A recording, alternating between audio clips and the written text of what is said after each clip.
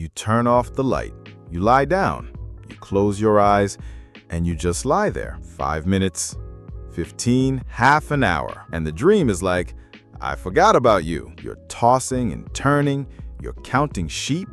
You turn the pillow over. It's 3:17. What's wrong with me? Why can't I just fall asleep? And here's the truth. Sleep is not just about turning off the brain. It's a whole system.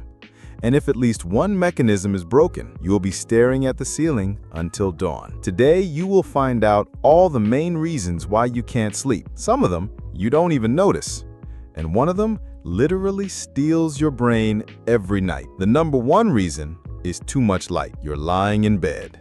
Everything is off, but the smartphone screen is shining right in your face. TikTok, Reels, YouTube, one more video, and sleep. But the brain hears it differently. Oh, the light! It's probably morning already. Go ahead, stay awake. Even 10 minutes of blue light can knock down the production of melatonin, the sleep hormone.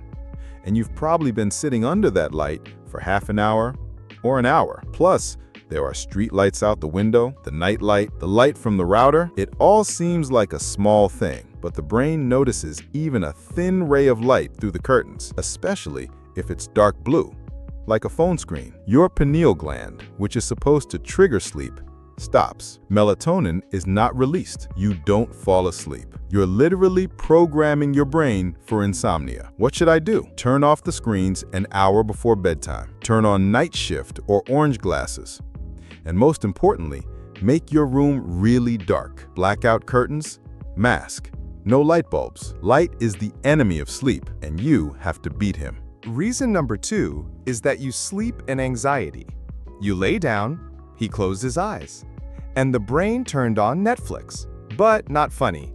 And his is an alarming one. You've ruined everything again. You haven't done anything in a day. And if tomorrow it doesn't work out again, that's it. Sleep is canceled. When you start thinking about problems, your body perceives it as a real danger. The brain turns on the fight or flight mode. Cortisol release. The pulse is higher. Breathing more often. You're in bed, but it's like you're running from a tiger. And you wonder why you can't sleep? Chronic stress destroys sleep. Anxiety blocks the transition to deep phases.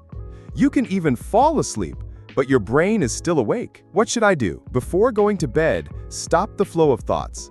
10 minutes on paper. Just write down everything that is spinning in your head. Problems, fears, even delusions. It's not magic. This is the transfer of anxiety from the brain to reality. And the brain is like, yeah, we've already written it down. Now you can sleep. You're not lazy. You're just being anxious. And this is being treated. Reason number 3 is the wrong light during the day. You spend all day sitting in a room with the curtains closed, at a computer or phone, with almost no sunlight. You know, your brain is like a clock. He likes to have day and night. The light is the main signal for him to understand when to stay awake and when to get ready for bed. If there is no bright daylight, your internal clock gets lost. Circadian rhythms are collapsing, and as a result, your brain confuses day and night. That's why you can't sleep in the evening, and in the morning, you're like a zombie. Studies show that even 10 minutes in the sun in the morning trigger the right processes, signal the brain that it's time to stay awake. But without it, melatonin production is disrupted, and your sleep becomes shallow and intermittent. What should I do? In the morning, go outside. At least 10 minutes of walking or just standing on the balcony. Open the curtains. Let the light enter the room. This is not just a tip. It's a way to get your biorhythms back in order. Reason number 4 is to eat late. You may think that you've had dinner and everything is fine, but the body thinks differently. When you eat right before bedtime, your digestive system starts working while your brain remains awake. Sugar and carbohydrates are especially harmful. They cause insulin spikes that interfere with the production of melatonin, the sleep hormone. They also boost your energy levels, which you don't need right now. In fact, you're programming yourself for insomnia, just making the body work when it should be resting. What should I do? Try not to eat 2-3 hours before bedtime. If you really want to, choose light food, such as vegetables or protein. And remember, a late dinner is not only about weight, it's about the quality of your sleep and brain health. Reason number 5 is that the room is too hot or bright. The brain wants the body temperature to drop in order to start the process of falling asleep. If the room is stuffy or hot, your body cannot relax. He remains alert, awake.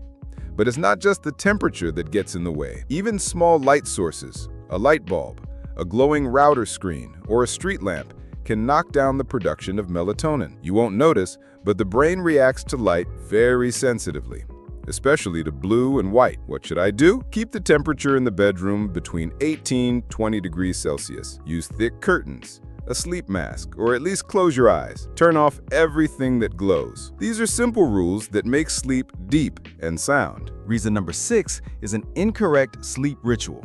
You're stressed all day, in a hurry, and your thoughts are racing. And in the evening, you just turn off the light and go to bed. The brain doesn't know that it needs to switch to sleep mode right now. There is no smooth transition, and he remains in the fight or flight mode. Sleep is not just about turning off the lights and closing your eyes. This is the process that needs to be started. The brain needs a bridge, a signal that it's time to relax. The evening ritual helps to relieve tension, slow down thoughts. What should I do? An hour before bedtime, turn down the lights and turn off the screens. Read a book, listen to calm music.